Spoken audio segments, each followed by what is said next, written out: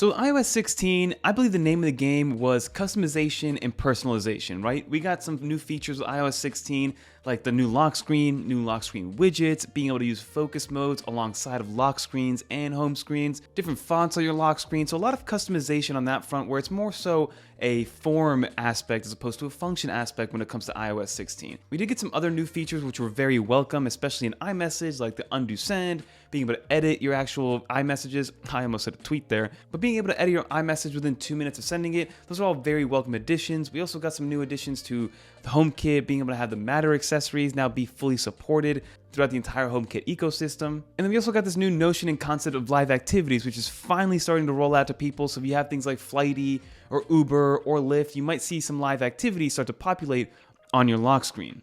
But even though I did just rattle off some new features which do make sense and it made it a little bit more custom and personalizable, if that's even a word, for your iPhone, iOS 16 is still relatively the same to iOS 15 and iOS 14. Now, you can let me know in the comments below if that's a good thing for familiarity or if it's a bad thing and Apple's kind of like resting on their laurels a little bit with what they've created with iOS 16. So in this video, what I want to do is talk about my wish list for iOS 17, talk about some things that I think are really going to happen, like there's a high probability of these features coming, but maybe some other features that are a little less known, maybe it's something a little bit more niche that might not come overall, but still nice to think about. But without further ado, let's talk about my iOS 17 wish list.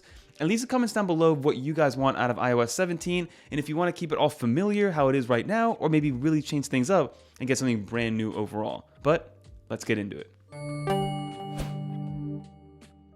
So the first one that I'm going to bring up is iOS 17 adding more lock screen and home screen customizations overall. Now I think this is very probable, Apple being able to add more text and different fonts into the actual lock screen, being able to add more lock screen widgets, but being able to add more lock screen widgets overall, maybe giving us a second row, not just being able to have that one row of lock screen widgets, adding more fonts to the actual timer like I mentioned, adding different hues and filters to your lock screen which will make it a little bit more customizable.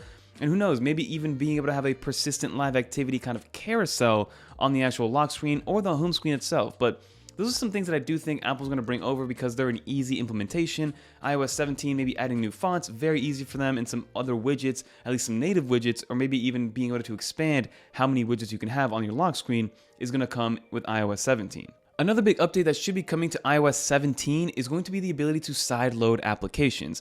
Now, for the longest time, since the beginning of the iPhone and the beginning of the App Store, Apple's allowed you to download third-party applications only from Apple's App Store. There were some other ways to kind of do it, but it was a little bit sketchy, and I remember I did it once with a Game Boy emulator, and it sometimes doesn't work too well, but the App Store is pretty much how you download 99.999% of whatever applications you have on your iPhone. And now, due to the fact that there's now some regulatory issues in terms of the Apple tax, because Apple does take about a 30% tax for every download or any in-app purchase or any app purchase, Apple is now going to allow you to sideload applications with iOS 17. Again, this is a wishlist item, but there has been rumors and leaks of this actually being something that's going to happen, especially because of a regulatory standpoint. Because of the battle between Fortnite, Epic Games, and Apple itself, Fortnite being kicked off the App Store because they were sending people somewhere else to purchase the actual game or purchase add-ons or whatever the case may be. So being able to sideload apps from a different app store completely, yes, it might not come with the same security measures that comes by downloading Apple application apps,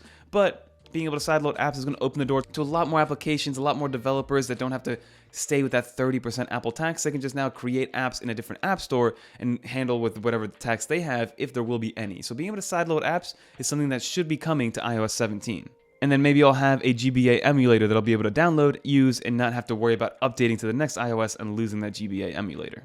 Now these next few items are really wishlist heavy. Now Apple could probably implement this kind of easily, but it kind of would stray away from what Apple's always held on to, which is consistency and familiarity with the home screen. So one of my number one things is that I want to be able to have a free-flowing grid. As you're probably aware as an iOS user, the Apple home screen doesn't allow you to really customize where your applications are. Yes, you can add and remove icons and things of that nature, but it always follows this grid where everything starts on the top left-hand corner. So if you want to have maybe a bottom row right above your dock and then have the rest of the space open to maybe see a wallpaper that you have on there, unfortunately, unless you have some workarounds, which we do have some workarounds with the blank app and things like that, but it's not easy, it takes time. So being able to have a completely customizable app grid on your home screen would be amazing to see Apple implement. And then to stay on the actual home screen itself, I would love to have the ability to not only add different applications and maybe even shortcuts and bookmarks from Safari like I have in the past, but being able to have actual files. So maybe I have a file or a PDF that I'm kind of reviewing over and over again, maybe for a big meeting,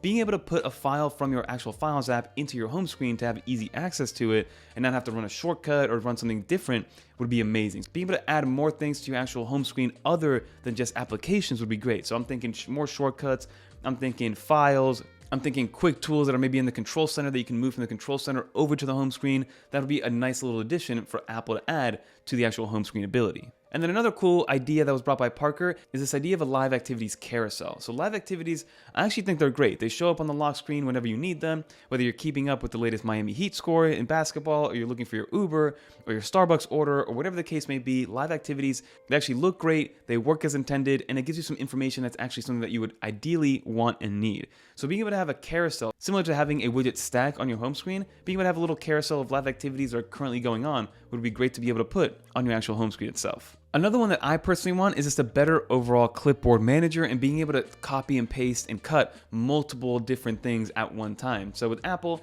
right now to copy and paste, I mean, it is a fairly simple process, but once you paste that one item and let's say you want to copy something else, there's no like real clipboard manager for you to use and to kind of organize everything that you've copied, being able to move from application to application. So having a good clipboard manager, I think, is an absolute must for Apple to bring on. How they would implement it exactly, I'm not really sure. Maybe it's built into the keyboard. Maybe you just press that little world button on the bottom left of your keyboard and then you have your clipboard manager. There are applications that already do this that help you out, but having it native from Apple in iOS 17 would be amazing. Now, another cool idea that Parker brought up, and it kind of goes in with this idea of being able to customize your home screen even that much more. So with iOS 15, I believe it was, you technically were able to change your actual home screen icons and being able to customize those app icons to something different. Now, to actually do this, it just takes a lot of time, and that time alone is enough of a deterrent to let people know, like, hey, I'm probably not going to go through with this, or if I do actually change all the app icons, I'm not going back and I'm not changing it to anything else for a long time, because it could take you 30 minutes to change all of your apps on your home screen depending on what you have set up. So having the ability to easily do that, not only easily be able to change your app icons, but then also when you open them, you no longer have to deal with the idea that it's a shortcut, because whenever you open an app icon, which I'll show you on the screen, it basically you are running a shortcut to actually open up that application. So sometimes there's a little bit of a delay when opening that application.